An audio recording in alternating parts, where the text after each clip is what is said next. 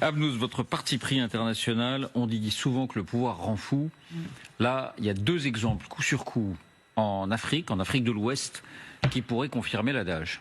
Oui, quand même, c'est les réélections de Paul Biya au Cameroun et d'Alassane Ouattara en Côte d'Ivoire. C'était il y a quelques jours. C'est quoi? C'est la continuité évidemment des régimes autoritaires et la démocratie qui, depuis qu'ils sont au pouvoir, et pourtant, j'y reviendrai, c'était plein d'espoir leur arrivée, et ben rien du tout. Les deux scrutins marqués par des contestations, des accusations de fraude, atmosphère politique tendue, spectre de la déstabilisation parce que ça se passe pas n'importe où. Donc Paul Biya, 92 ans au Cameroun, 8e mandat, et il aurait remporté... 8e mandat. 8e mandat, il aurait remporté l'élection avec 53,66% des voix, après le Conseil constitutionnel, contre 35,19% pour son principal opposant, Issa Chiroma Bakary, qui lui revendique, l'opposant, d'avoir remporté le scrutin avec 54,8% des voix selon son propre décompte. Bon, vous avez la précision des chiffres. Bon, il annonce évidemment une fraude et appelle à des manifestations pacifiques, ce qui n'est pas le cas.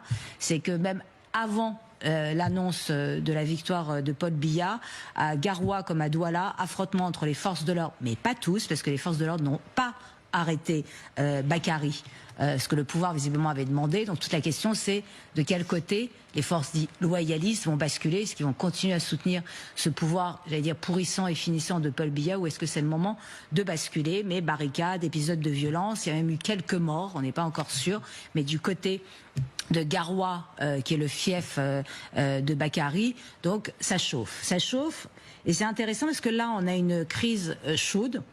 En Côte d'Ivoire, c'est une crise froide, c'est une crise apathique, c'est une crise presque désespérée.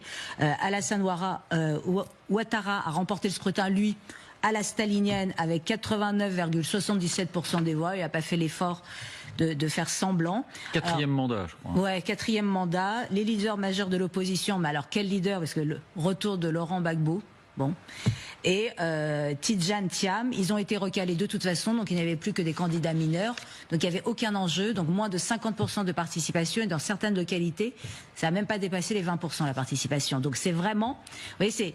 Les opposants parlent de coups d'état civil, de fraude, évidemment, c'est évident, mais c'est qu'il y a une espèce de vent de désespoir. C'est-à-dire que comme il n'y avait aucun enjeu dans l'élection, il y a un côté genre sourdine. Je ne sais pas est-ce que c'est la version chaude du Cameroun qui pourrait aboutir à quelque chose, mais quoi? Parce que voilà le problème, c'est que le Cameroun comme la Côte d'Ivoire sont entourés par ce qu'on appelle la ceinture de coups d'État.